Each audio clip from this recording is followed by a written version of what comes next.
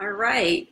It's just at 7 p.m. and this is Nurse Courtney broadcasting live from my living room. And I'm, let's see, hoping, that I see people. I don't know how to do this really. Um, well, anyway, I'm not real sure how to see the comments or anything. So I'm kind of like, um, So I'm just going to get started. This is the ethical integration of cannabis science into nurse coaching practice, and I'm Nurse Courtney. And just a little bit about myself. I am a advanced practiced holistic nurse, board certified.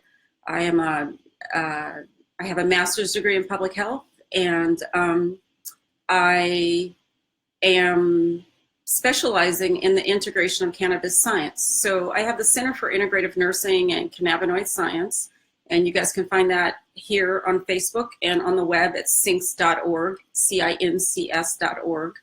And the work I do is I really focus on the vulnerable and making sure that I'm providing for the protection and public health of vulnerable populations seeking cannabis therapy. And most of these people are, everybody has a testimonial, right?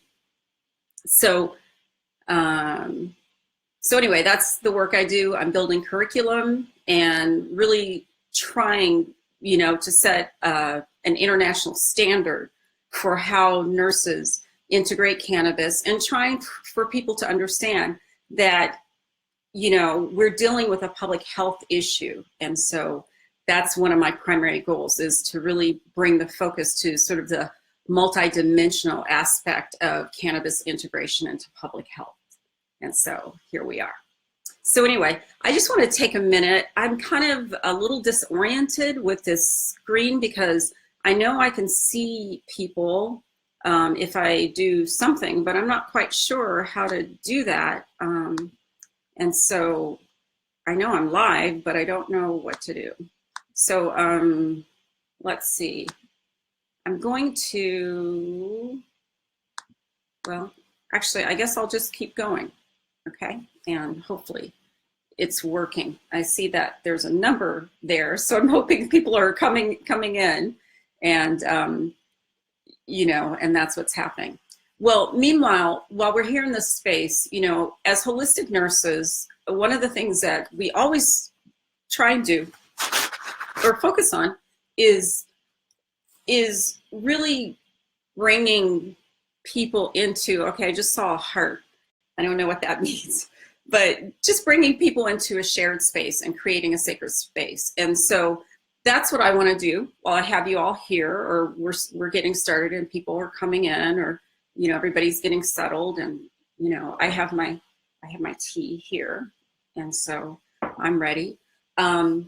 And so what I'm going to do is I'm just going to ask you, as you are coming in, to just settle yourself in and just bring yourself present to this space and what's happening here. And I'm going to call in the Ascended Masters, and I'm going to call in myself, and I'm going to call in all of you as future Ascended Masters to help create a sacred space for this work to be done. And I'm going to ask us to sort of just align ourselves along our center energy line and get into kind of our channel of light and invoke our highest self and our body deva highest self and our crew. We all have spiritual crew that surround us. We simply have to ask them for help in the higher realms. And so I ask that we invoke the spiritual crew to surround us in this work and hold a high vibration to activate the grids and the guides and the sacred symbols in the highest realms in order to do this work. Okay, great. So as we're here, we're going to set the intention that what you're going to walk away from in just a few minutes is just a basic understanding of what the problem is, who the population is, and how we intervene. Okay, and and just, you need to know how to stay safe, okay, for your practice and for patients, because that's what this is ultimately about, is we want to make sure that we are practicing, you know, to the best of our ability and being able to give our patients everything they need to be their own best healthcare providers. So I took a few notes. The problem is there's 3 million people in the United States that have recommendations for cannabis medicine, okay? And they're using cannabis medicine without benefit of nursing care, okay? So there's no formal nursing programs, there's no formal standards, there's nothing like that, no really practice guidelines. There are things out there that are feigning standards and feigning guidelines, but I do believe they fall, you know, short. The problem is that the population seeking cannabis are vulnerable, okay? They've either come from the failure of Western medicine, or, you know, they're people who are used to using traditional medicines anyway, which means they're usually, you know, people of color or, you know, households like that. So either way, it makes them vulnerable, and frequently people turn to complementary alternative medicines when they've had the failure of Western medicine and they have no other choices. So then they come in and, you know, they're dying. I mean, literally my nurse coaching population are people that have no place else to go. So by the time they come to me, they're, you know, I'm their last resort. So I just really have to take that into account, that what they need right now. So this population is extremely vulnerable, failure of Western medicine, and frequently what you have are somatoform diseases like fibromyalgia, irritable bowel, multiple sclerosis, things that really have no, you know, pinpoint etiology. These are frequently diseases that, you know, we're finding are more and more related to endocannabinoid deficiency syndrome. And I'll talk more about that later. Anyway, what's our solution for this, you know, for having this population without, you know, properly trained nurses, is to teach, develop, and practice, you know, and train nurses according to a well-established nursing theoretical models, okay? So we already have existing theoretical models that tell us how to approach this. And that's what I do in my work, is I've taken Barbara Dossey's theory of integral nursing and taken it down into, you know, mid-range theory, and I utilize it to guide practice. And that's what I do, as I teach other nurses and nurse coaches how to practice safely by using theoretical nursing models, okay? And so if everyone's familiar with the theory of integral nursing, it's, you know, it's a multidimensional nursing model that allows you to take, you know, the meta paradigm of nursing and, you know, ways of knowing and holistic nursing, and, you know, all of these things are stacked in this nursing model, but ultimately all of these things have to do with dealing with the patient's experience in a multidimensional way, the 4 quadrants of being. And this is information that I did post in the event page. So you have a whole article on the theory of integral nursing. I think it's really important that people read it. The parts that are, you know, that are really important to remember is that we go through that model, that 4 quadrants of being, in order to help understand how to help people that are coming to us for help with cannabis integration, right? So, you know, in that it's I, which is the subjective portion, how a person feels, what they think, what they're doing, you know. Is there something happening that I don't know? There's all these little bubbles. Anger, oh my goodness. Anyway, so, you know, the I portion is that portion of that person who might feel guilty for using cannabis medicine. They've got everyone saying it's wrong, you know, whatnot. And so, you know, that's something, that's a subjective, something somebody has to think about. The it, which is, you know, another quadrant experience, is the body. It's what it can be measured. It's the external behaviors. It's the pain that that person is in. That's why they're seeking cannabis medicine.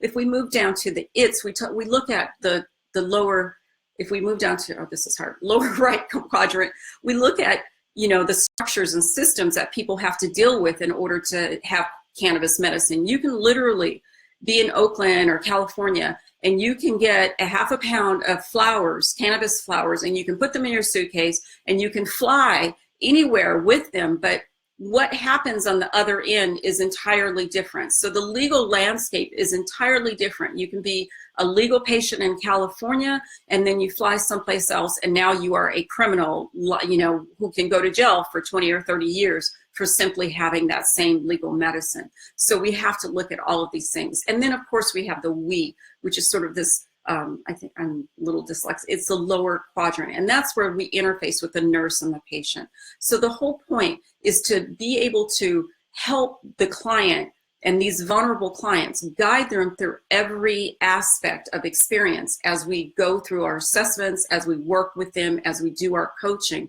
in order to make sure that we're approaching them in a multidimensional aspect. Okay. So the theory of integral nursing, like I just said, focuses the patients on, on the patient's entire being. And in one portion of the theory, in the quadrant where there's the we, the nurse interfacing with the client, what we're seeing is we're missing nurses in that space. And so part of what we have to learn how to do as nurses is to understand how to work in that missing gap. And, part of that is understanding that, number one, we're dealing with a vulnerable tertiary prevention public health population. So I'm not sure if everybody knows about their public health levels, primary, secondary, and tertiary, but at the tertiary prevention public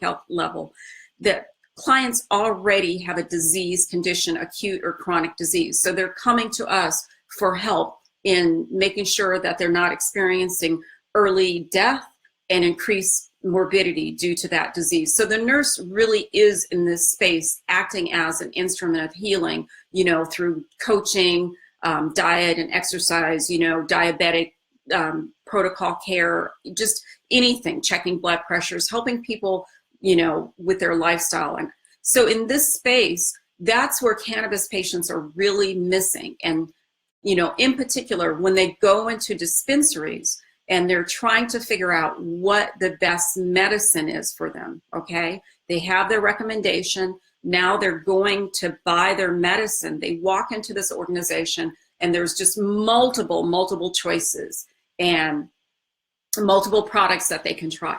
And there's so many choices that they really don't, you're not given any guidelines, although there's very clear guidelines out there. And then the people that tend to be in the store are not nurses. They are simply bud tenders. So they have, experience with cannabis, and a lot of them are very good, but they do not have formal training in physiology and symptom management and integrative care. They do not have it. So they're literally treating people with, cancers and, very acute disease states that are trying to cure themselves. Think about these epilepsy moms, with these babies walking into these places and asking someone who's just treated somebody, because they were a child or they knew as a friend or whatever, or because they smoked weed, so they're asking them these questions. So it's a real, gap in public health care, and people do deserve this care. And the unfortunate part is because as nurses and healthcare providers, because they're not getting the care in the hospitals, they're not getting the care in their doctor's office, they're not getting the care from nurses, they have no place to turn to except for YouTube, the street, anybody that can offer them any information. And if you look in the cannabis market, you'll see that the market is flooded with people giving advice, and they, their legitimacy is that they actually experienced a cannabis cure. So, that's okay, but it's, it's not nursing. So it's really important that we do something in the space for vulnerable people in this population. They are a tertiary prevention public health population. So we really are acting in a public health role. It is very much a public health role. And then, we want to make sure we get everybody involved in that. So the thing that really is missing in nursing in that space is, nurses are an instrument of healing. And so just being present in that space changes the circumstance for, the people. So don't underestimate, our power to really do, just by being there. Like sometimes we just have to be there to hold the space, and that's all we need to do in order to advocate and care for these patients. So the next thing I want to talk about is actually the model that we use to integrate cannabis. And so we have this vulnerable patient population. They're coming to you as a last resort. They want information. How do you help them? Well, number one, it's by law, we cannot recommend even vitamin C. We can't tell a patient to take any medications. We can't do anything like that. So what we have to do is we have to practice according to a practice model that's non-interventional, okay? Even nurse practitioners cannot recommend anything to anyone outside of their own clients, even nurse practitioners with prescriptive powers. So we do have to be very careful about how we manage ourselves. And yes, it's true, lay people do not live by the same rules that we do. However, so what we use is what's called the consumer model of nurse herbalism. And I did post something about that. And this was developed by Dr. Martha Matthews Lipster, who is a leading herbalist in nursing. And so this is a well-established nursing model. And the consumer model of nurse herbalism literally puts us in a position where we are not intervening. We are not, doing any intervention with the patient. We are simply acting to protect their right to self-determination by giving them evidence-based information, okay? And every patient is entitled to evidence-based information, and our jobs as nurses are to provide patients with all the information they need in order to make their own best healthcare decisions. And this is, what's called the right to self-determination. Even the International Council of Nurses writes a statement about that. And there's a provision 10 on medical cannabis with the American Nursing Association that says patients are entitled to have cannabis information, and nurses need to be trained in cannabis information in order to deliver that. So within the consumer model of nurse herbalism, when patients come to you, this is something that you can utilize in any practice setting, because you are adherent to all practical nursing, standards of practice as far as ethical practice. And, you can find those anywhere on the American Nurses Association website. And you can look at Provision 10 for the statement on medical cannabis at the ANA website. And I'll post it for you. And so what that says is, by helping patients understand all their treatment options, by honing in on their questions and finding good, solid evidence and giving them the research, then we can, help guide them. And so this is what I do in my practice. If you ask me a question, I follow it with the research, and I say, this is what the research does, and this is what the research says. And it's incumbent upon us to make sure that we're getting peer-reviewed research, non-biased research, and we have to monitor ourselves for our own bias. So it's really important that we do the best for the clients through just giving them this research in this non-interventional model. So the consumer model of nurse herbalism, I did post information about it, and I will post some more so you have a better understanding. It is not complex, but it is really important that people understand that this nursing model is there to protect both them and the client. So I just wanted to talk a little bit about the endocannabinoid system as we're running into, the last few minutes. I'm going to just be able to have a couple times for, a question or answer. I can't really see anything. So the thing about the endocannabinoid system is it is the main system that regulates every system in every vertebrate's body. The endocannabinoid system everyone has, every vertebrate has, and it has existed, it's predated humans basically, because we have found endocannabinoid system in sea slugs. So before we even walked the earth, the vertebrates had endocannabinoids. and perhaps even before the plants existed. We don't really know. But what's clear is that cannabis, the plant cannabis, has adapted us to live with the plant. And so, you know, we're learning about it. I'm teaching about it. This plant has been in our experience and in our existence in culture for over 10,000 years. So we do know that. There are 3 types of cannabinoids. There are phytocannabinoids that you find in the plants. There are endocannabinoids that are existent within us. And there are synthetic cannabinoids, which I do not recommend under any circumstances. Within our own endocannabinoid system, we have receptors called CB1 and CB2 receptors. So CB1 receptors are in the main central nervous system, the hypothalamus. They are important in the hypothalamus pituitary axis when our stress response. They're also important. It's implanted after 10 days after embryonic implantation, we have registered anandamide, which is our equivalent of THC. It's the molecule of bliss. And this molecule is responsible for cellular proliferation, migration, and neurogenesis of new cells during either embryologic development or pathology. So, you know, like after you get hurt, you get an injury and you have to learn how to walk. That's your endocannabinoid system kicking in to literally send new cells, you know, new neural cells to a different part of your body to establish, you know, a connection. So it's an integral part of Hebbian wiring and firing and how our neural circuits are wired together. So every time you think a new thought, you learn a new behavior, you're actually activating your endocannabinoid system.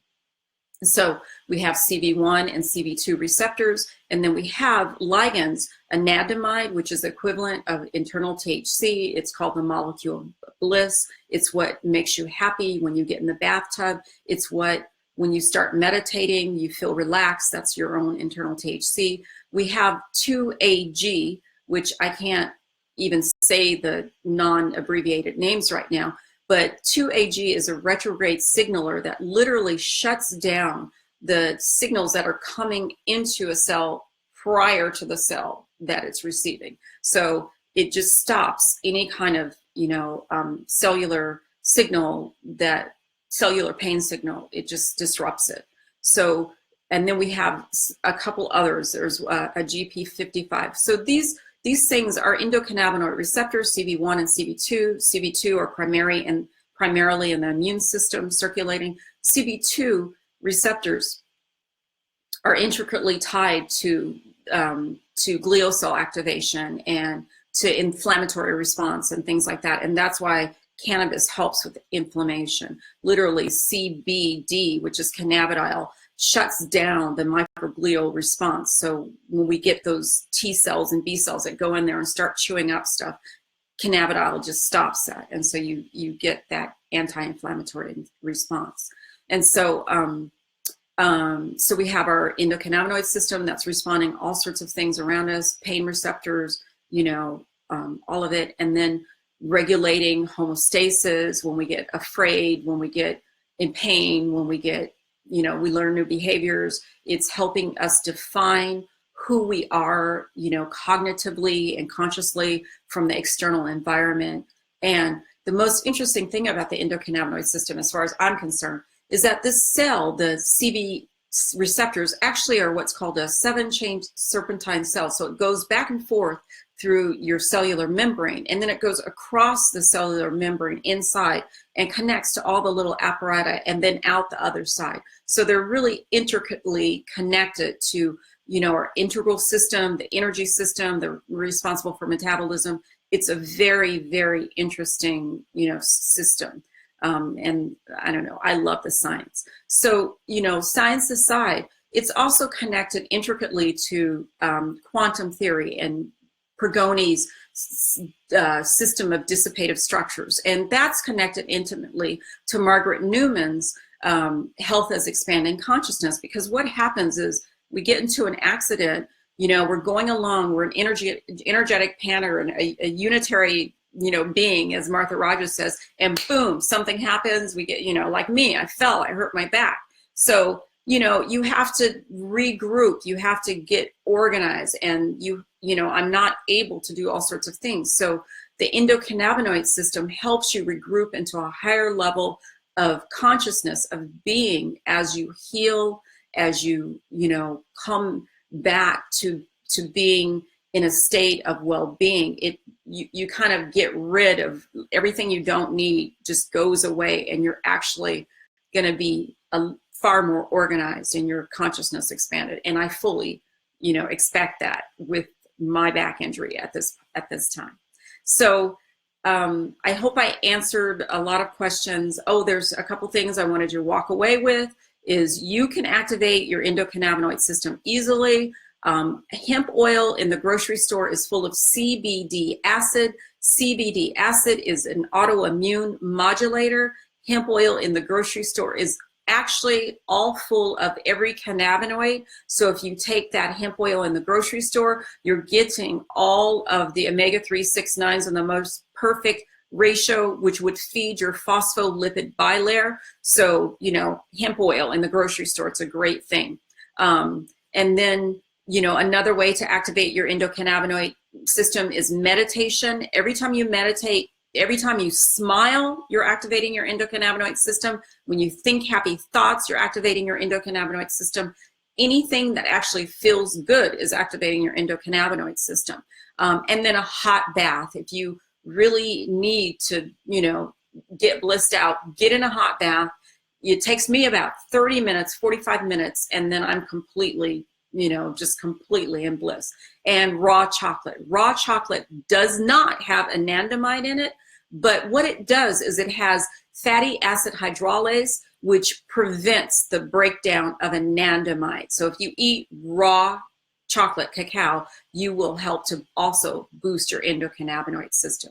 And remember, endocannabinoid deficiency syndrome is real, fibromyalgia, Crohn's disease, all sorts of things, PTSD. So, I can't encourage you enough to consider the benefits of hemp oil. And that's it. 29 minutes and 20 seconds. I'm done. Okay. And I guess I'll take questions. I don't know how to do that. I'm going to hit finish and see what happens and go back on the website in the Nurse Coach Connection and find out what happens. Okay.